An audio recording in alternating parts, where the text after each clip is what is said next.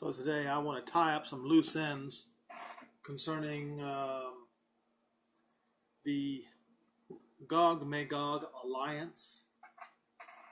I have changed some views on certain groups of people based upon new understanding on my part.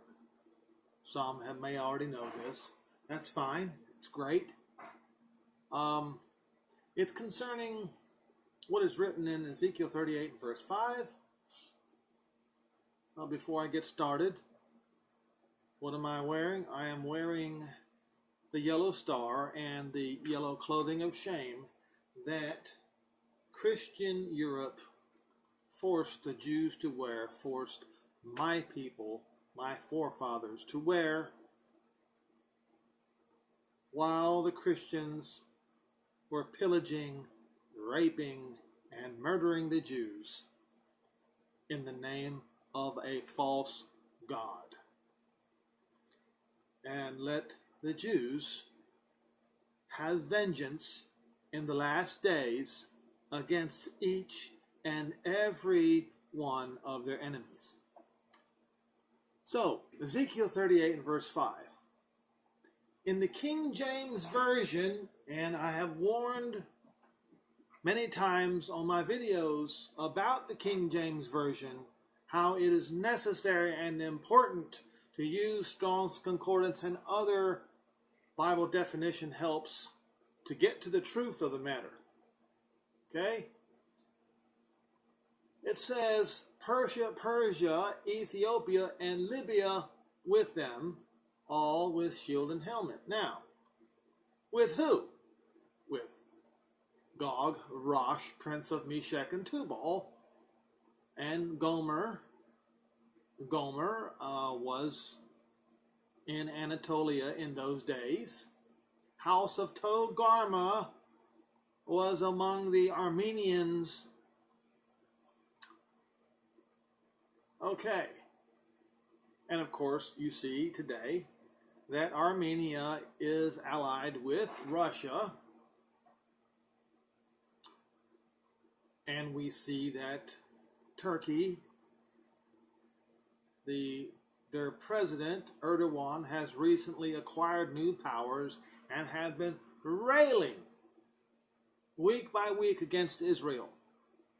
Railing against Israel. So without a doubt, any army that comes against Israel, they will join up with them. Okay? But what about this Persia, Ethiopia, and Libya?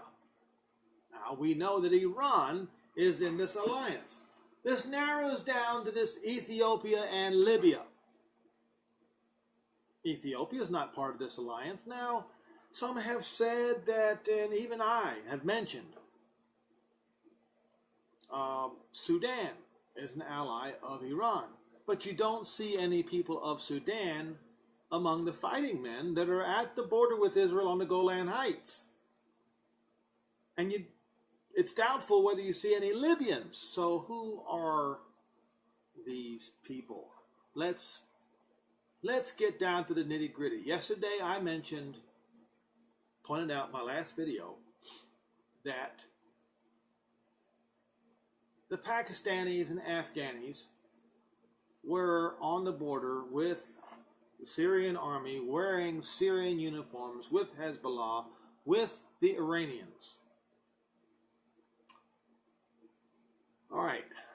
And I have mentioned also that if you go to Strong's Concordance, you go to Ethiopia, it's Cush.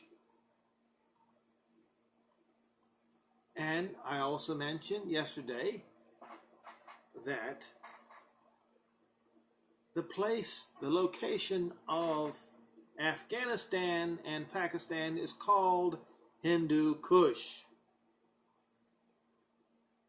That's right, Hindu Kush. So it could be that Kush. Obviously, they're the ones that are on the border knocking on Israel's door, being the big bad wolf saying, "Let me in." You know, sometimes you actually have to look at the obvious. Don't you think? All right. So then let's take another look at Libya. Strong's Concordance. It says, Put.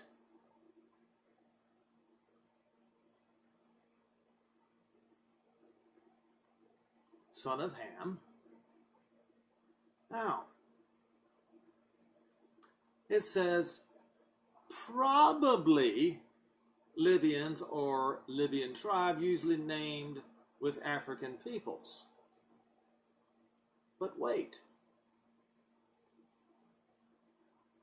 Let's go to Wikipedia. Lud, son of Shem. What? Wait a minute. Hold it.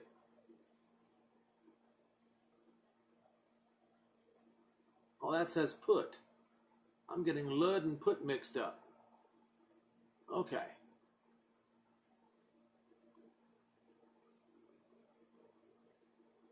Let's look at Put in the Table of Nations.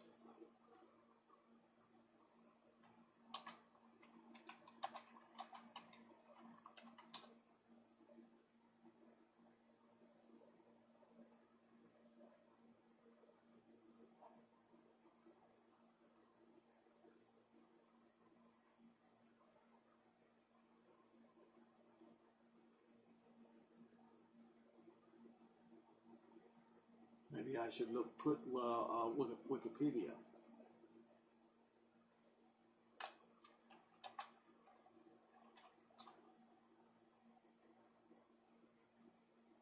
All right. Third son of Ham.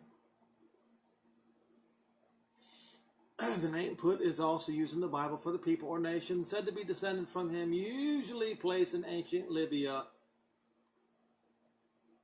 But connections are sometimes proposed with the land of Punt, known from ancient Egyptian annals.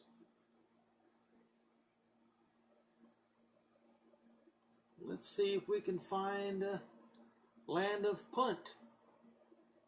That's very interesting.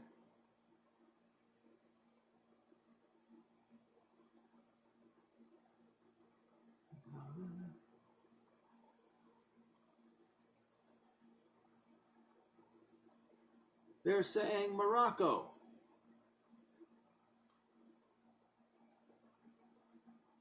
All right.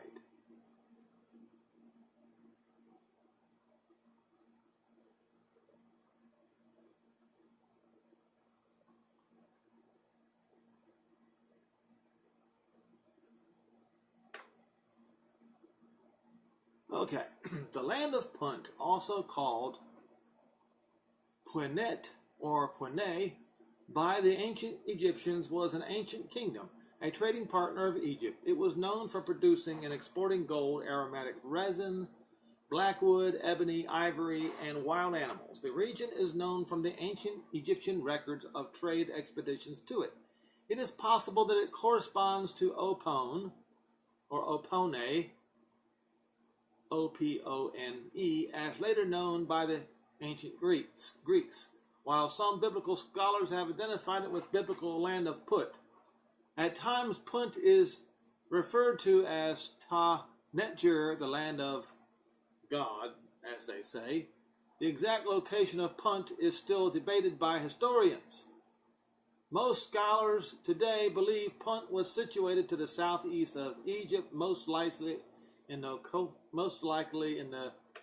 coastal region of modern Djibouti, Eritrea, northeast Ethiopia, Somalia, and the Red Sea, or Sudan. It is possible that the territory covered both the Horn of Africa and southern Arabia. Southern Arabia?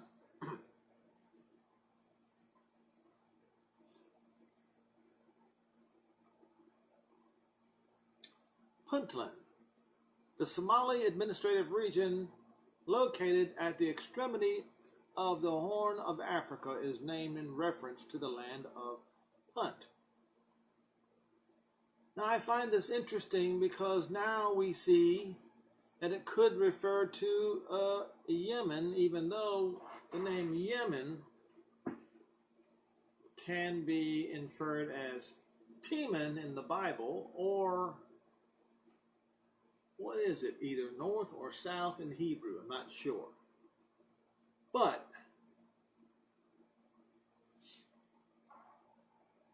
it is not as easy to define what Put is as one might think.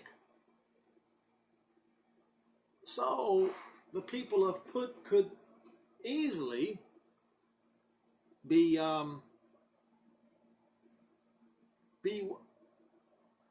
amalgamated in any of these groups that have joined the anti-Israel alliance in Syria at the Golan Heights.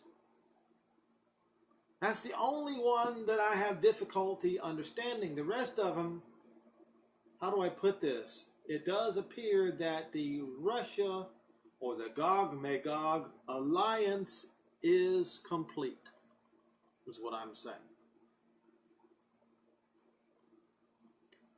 And basically that's all I've got to say about that. I just wanted to point out, once again, like I did yesterday, that Hindu Kush could be what Ezekiel 5 is referring to. Anyway, that's my thoughts for today.